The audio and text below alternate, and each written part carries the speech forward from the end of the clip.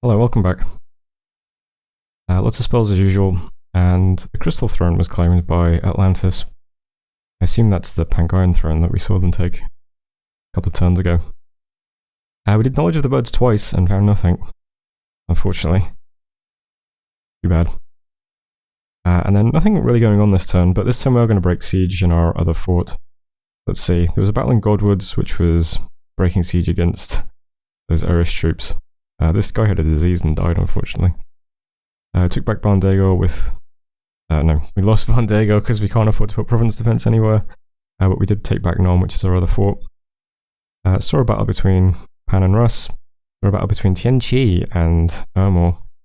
Apparently Tianqi is still in the game. I've been waiting for these guys to die for, well, about 50 turns.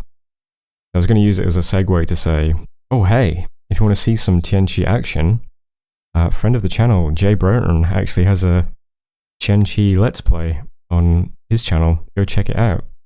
But they never died. They've just been like hanging in on one province for like 50 turns. But if you do want to see some Tianqi action, go and check out JBBM's Let's Play of that. I'll put a link to it in the description. I don't think I can link to other people's channels as cards because my channel isn't big enough to have that functionality yet. Events, Monoboa, we got 3 gems. In Deep Forest we got a bunch of gems and a stone idol and a free lab. I'm not sure we'll use any of those things, but the gems are nice. And that's it. We're still losing a few troops to desertion, unfortunately.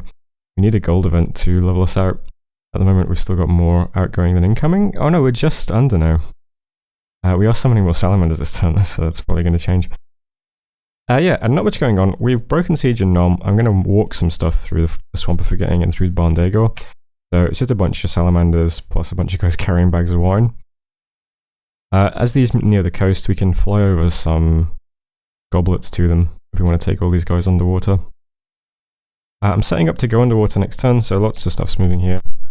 I'm just doing final rounds of summoning. We've got Vinemen for some siege strength. We've got a couple of troops who might work underwater. The fire elementals, of course, we cannot take underwater. We've got some of those in the garrison. They'll die instantly underwater. But everything else can go under. And I think we can use the salamanders underwater as well. I'm summoning a load of those here now as well. Just to get ready, because the Mind Blast attack they've got looks like it can be used underwater. It doesn't say anything about not. So that'll be pretty good as well. So we'll set up some stuff here to go underwater next turn. We've got lots of items to go under now. I've been forging crowds of command as well, to try and lead lots of Vinemen. I'll keep forging some water-breathing items. And yeah, we'll go under next turn, see how that goes. Also breaking siege in God Coast this turn. This army's unbeatable, I think. We've got like almost 100 high-quality troops, tons of casters, a bunch of fireleys, even got some camels, and what, about 100 salamanders? Yeah, this should go fine. The question is, does he have any spells that are going to like kill a bunch of my mages or not? I guess we'll find out. He is still sieging with what looks like everything, so yeah. We'll break siege, and then the goal will be to get this throne and then march towards this throne. And if that happened, we should be able to win pretty easily. I don't think anyone wants to try and take these thrones off me, given how they must look on the map. But I think we're safe as long as we can just keep hold of these two that have been threatened by Atlantis. A bunch of little miscellaneous things happening. I've given a staff to 1,000 additional wars so that he can forge a Crown of Bones, because we started summoning Long Dead Archers this turn.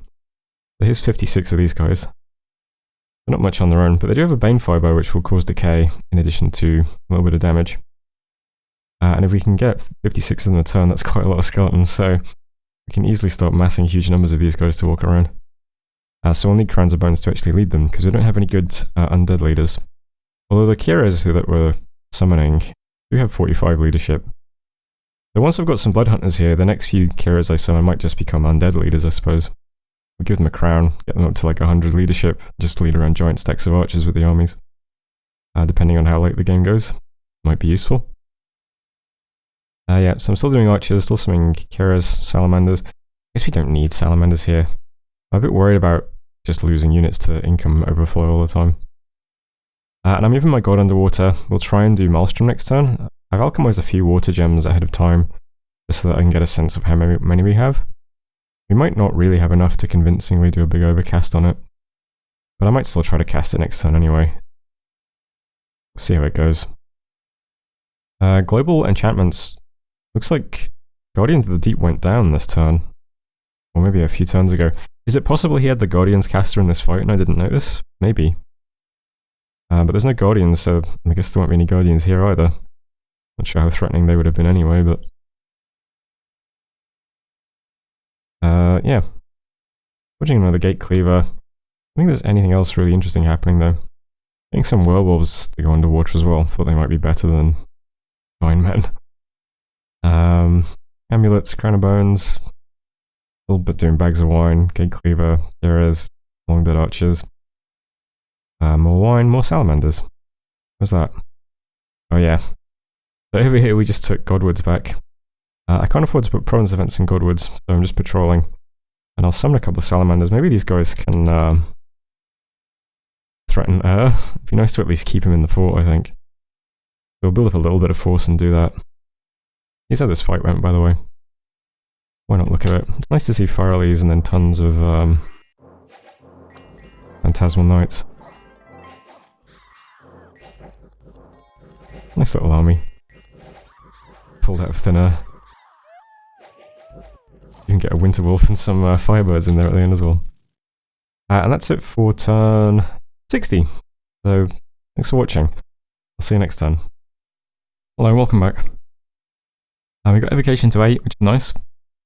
We can do Maelstrom now, but there's not really much else we'd probably cast, unfortunately. Fire spells aren't too interesting to us. Water spells we can't really use very often. Maybe the earth stuff. Yeah, nothing else really interesting here. I'm going to keep going though for the Greater Flame Cloud. Seems like a nice one. So why not? Can't cast Maelstrom this turn, unfortunately. Don't have enough water gems, but next turn we should be able to. Summons as usual. Bunch of little miscellaneous battles. We did get attacked by Pan in Green Waters, which is where my god now is, but they can't really do much. And then a few little miscellaneous battles. We've got Pan's god walking around, taking on Ermor. Somehow Ermor is now near Pan's cap. I don't really understand how. Ermor taking out some Niffle stuff. We took back Swamp of Forgetting with 102 Salamanders. Quattle Swamp, we've got more raids from AI we'll take care of that later though. And Henwood is a big hand stack, mostly Maenads though, roaming around. I'll look at the map in a second, but first of all, we broke Siege in God Coast. This is another big battle. You can see a bunch of golems, and Atlantis' god is on the shore. Lots of shields. Got Light of the Northern Star and Power of the Spheres. He's very tough. He's Astral 8. Lots of gems, lots of items. Other than that usual scripting, same as we saw in the last Fort Storm. Mostly Coral Gods though, instead of Living Pillars.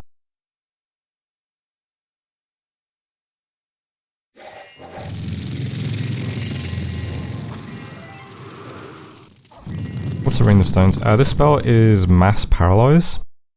So his god is spamming this. You can see a lot of the camels and stuff have turned grey because they're paralyzed now. That's a pretty big one.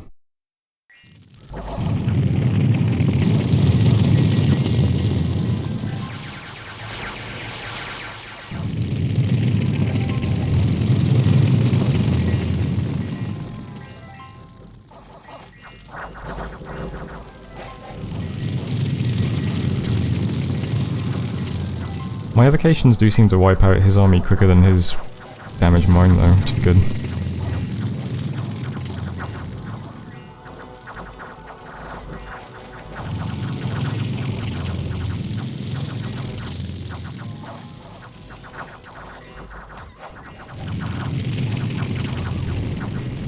This is nice. My guy with the Elfbane is actually next to the two golems as well.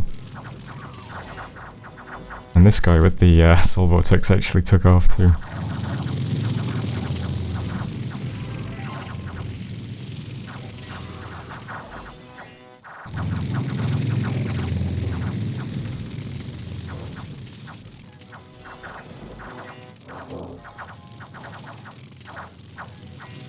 That goes quite well. These guys left. Who's this? Basalt Queen. Very geared.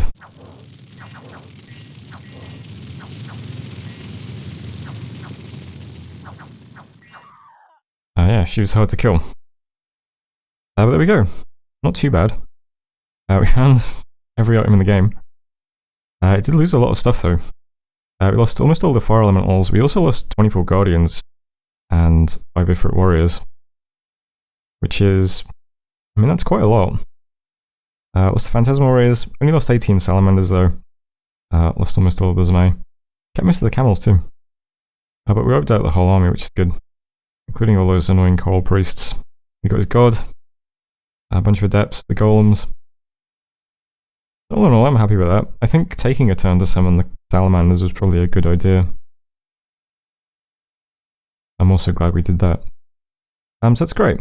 So here's what the map looks like over here now. This is the little raid from And then this is the gigantic pan stack walking around. Omor is here somehow. I don't know how he's sieging this fort. We can see Pan's god. Yeah. This region of the world's kind of a mess still. But we got our fort back. I can't see any other Atlantean troops nearby. We've got scouts in all 5 of these provinces.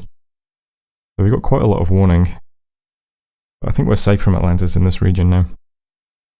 Events were good ones, we needed these. We got a bunch of gems in Tech Regis. We got 1,450 gold, a bunch of gems and a stinger in Woodlands. And we got a bit more gold, 86, and a rawhide shield in Mountains of Evernight. So that was a good one. We also got Moon Explodes into the Hall of Fame. I haven't actually looked at what his ability yet. He's tough. That's pretty nice. Hit points. There we go. He also has the Wraith Sword, so he tends to make a lot more hit points anyway. He's going to be very tough to kill. And that's it for messages. We did lose a Sultan to disease, apparently. For how that happened. Okay, this turn, exceptionally simple. We're getting ready to go underwater here next turn. I was going to do it this turn. We can get quite a bit of stuff underwater at the moment. But, yeah. We're already moving this big stack of salamanders towards the coast. So let's just wait a turn. So as well as taking this province, Bandego, next turn with all the salamanders, I'm also sneaking over a camel guy with 2 Sea King's goblets. So we'll distribute those to the sultans. From Atlantis' position, these guys won't have goblets, so it won't be obvious that this is happening, I suppose. But yeah, we'll be able to get 16 more salamanders underwater from this province next turn. And then we'll also roll in with the stuff that's here. I've been distributing the water-breathing items and trying to gear people a bit. We've got like about, I think about, what? There's 1, 2, 3, 4, 5 mages in addition to all of the sultans, and the H3 can all get underwater.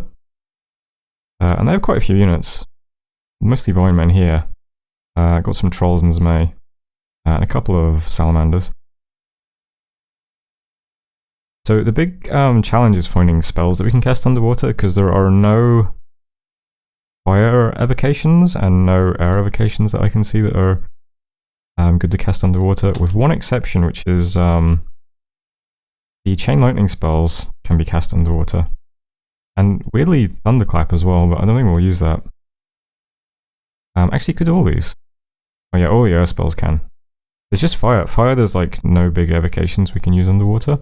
The Pillar of Flame is out, cannot be cast. Fire Orbs can't, Flame Cloud can't. All the fire evocations are a no-go. So it's mostly going to be air spells. There is one earth spell we could use though, which was a weird one. So the Blade Storm doesn't work, Blade Wind doesn't work, but Charge Ground does. So I guess electrical attacks work underwater in this mod. We'll see how it goes. I mean, I guess more generally, it's obvious you can't throw a bunch of projectiles underwater, but no reason you can't use the ground to attack people. So we'll figure out what our script is going to look like underwater next turn. We'll give out some more items. I've been distributing bottles and stuff like that. But next turn we'll sort it out properly and we'll send it all here. I do have a bunch of gate cleavers on people now as well. If I just look in this province, we have 780 siege strength. That's pretty good. How much siege strength do you guys have? go to. So about 100 more siege strength will get underwater here probably. Maybe a bit less because no Vinemen or anything. Although what is the siege strength of a Vineman? 1.2. Alright. There's a bit here. Yeah, that's all that's happening over here now. And this army is just moving over now towards this throne. It's going to be a little bit of a march. We'll try and get over there. I've also got the first round of like skeletons we've just summoned as well.